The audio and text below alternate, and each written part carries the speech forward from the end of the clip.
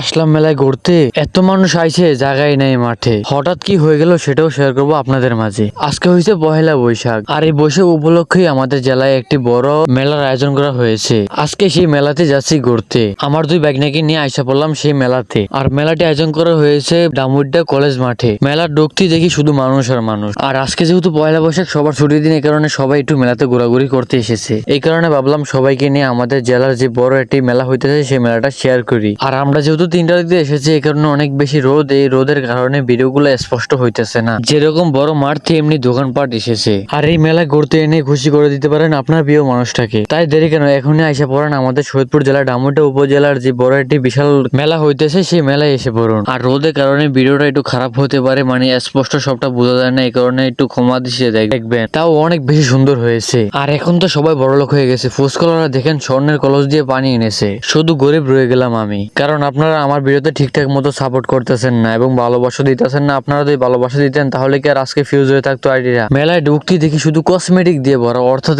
এখানে সব মেয়েদের জিনিসপত্র। আলহামদুলিল্লাহ এখানে অনেক দোকানপাট এসেছে এবং অনেক রাইড এসেছে, চাইলে আপনারাও ট্রাই করতে পারেন এখান থেকে। আমাদের এলাকার মতো আপনাদের এলাকায় এরকম কি মেলা হয়েছে অবশ্যই কিন্তু একটু কমেন্ট করে জানাবেন, এবং আপনাদের এলাকায় কিরকম মেলা হয়েছে অবশ্যই সেটাও কমেন্ট করে জানাবেন। এখানে শুধু বেডি মানুষ দিয়ে ভরা, অর্থাৎ এই মেলাটাই উদ্বোধন হয়েছে মেয়েদের দিয়ে, এই কারণে মেয়েরা সব ভরা। কারণ যেদিকে তাকাই সেদিকে দেখি বেডি আর বেডি, কোনো দিকে তাকার কোনো অপশন নাই, যেদিকে তাকাই সেই দিকে দেখি মহিলারা ভরা। আর এদিকে ছিল বাচ্চাদের খেলনা জিনিসপত্র, খেলনার চাইতে কসমেটিকের দোকান বেশি, কারণ বেড়ারা জানে বাচ্চাদের থেকে মেয়েরা বেশি আসবে। কি আর করবো, আমরা তো এগুলা কিনতে পারবো না, এগুলা শুধু দেখতেই পারবো। এই কারণে তো শুধু শুধু আরতেছি এবং খাইতেছি মাঝে মাঝে, কারণ আমাদের খাওয়ার জিনিসপত্র এবং রাইড ছাড়া কোনো কিছুই নাই। এই মেলা আমাদের জন্য না, যারা বিয়ে করছে এবং যারা গার্লফ্রেন্ড আছে তাদের জন্য। আর দেখেন না, পোলা মানুষ তো দেখাই যায় না, শুধু মহিলা মানুষই দেখা যায়। আপনি যদি বসে থাকেন বাড়িতে তাহলে কি বুঝতে পারবেন গ্রামে কত সুন্দর সুন্দর মেলা হইতেছে। মেলায় ঘুরতে আসলেই খারাপ মন ভালো করে দিবে আপনাকে। ভাবলাম এই রাইডটা একটু ট্রাই করি, যেমন কথা তেমনই কাজ। আইসা বললাম টিকিট কাটতে, টিকিটটা কেটে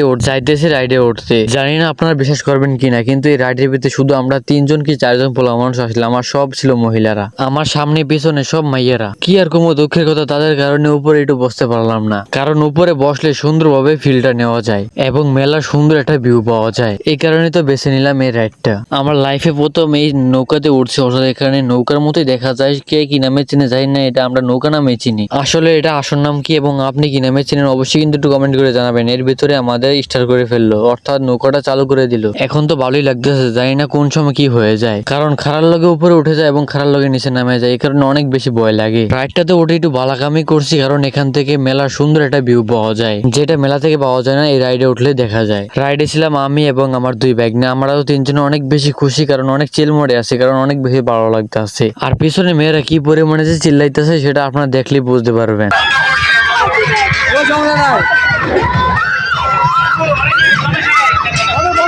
আর বড়দের সাথে শুধু 2টা মেয়ে আসলো, যে 2টা মেয়ে অনেক বেশি চিল্লাইতেছে, কারণ ওরা অনেক বেশি ছোট। 2জনকে তাদেরকে ধরে রাখছে, তারপরে অনেক বেশি চিল্লাইতেছে। ওরা নিচে বসে তারপরে অনেক বেশি চিৎকার পারতেছে, কারণ এই রাইডটা ভয় পাওয়ার মতোই। অন্যজনকে কি বলবো, আমার নিজেরই তো হাত পা কাঁপা শুরু করছে। আর থামার আগেই তাদেরকে নামাইয়া দিছে, কারণ ওরা অনেক বেশি চিৎকার পারতেছে, জানি না কোন সময় কি হয়ে যায়। তাদের কারণে একটু তাড়াতাড়ি রাইডটা থামিয়ে দিয়েছে। সুন্দর একটা ভিউ পাওয়া যায়। তারপরে এসে বললাম বাইকনাদেরকে নিয়ে ফুচকা খাইতে, কারণ ভাবলাম ফুচকা থেকে ভালো খাবার এখানে আর নাই। কিছুক্ষণ পরে এসে বললাম আমাদের ফুচকা, তারপরে খাওয়া দাওয়া শুরু করে দিলাম। একটু জাল বেশি, তারপর আলহামদুলিল্লাহ অনেক বেশি মজা হয়েছে। এখনো যারা বাড়িতে বসে আছে তাদেরকে বলবো অন্তত একবার হলো ঘুরে যান এই মেলা থেকে। প্রতি বছরই এরকম পয়লা বৈশাখ উপলক্ষে এই মেলাটি আয়োজন করা হয়। খাওয়া দাওয়ার পরে আবার একটু ঘোরাঘুরি শুরু করে দিলাম। আর এই খাওয়া দাওয়ার পরে দেখি অনেক মানুষ আইসা পড়ছে, আর রোদ একটু কমছে, এই কারণে মানুষের চাপটা বেড়ে গেছে। আমরা যেহেতু খাইছি এই কারণে বাড়ির জন্য কিছু বাদাম এবং মুরুলি কিনে নিলাম। আর বিকালে সবাই আইতেছে এবং মানুষের চাপটাও অনেকটা বেড়ে গেছে। আর এখন সুন্দরভাবে সবকিছু বোঝা যায় এবং একটু ঠান্ডা ঠান্ডা লাগে, এই কারণে মানুষের চাপটা একটু বেড়ে গেছে। তারপরে আরো অনেক মানুষ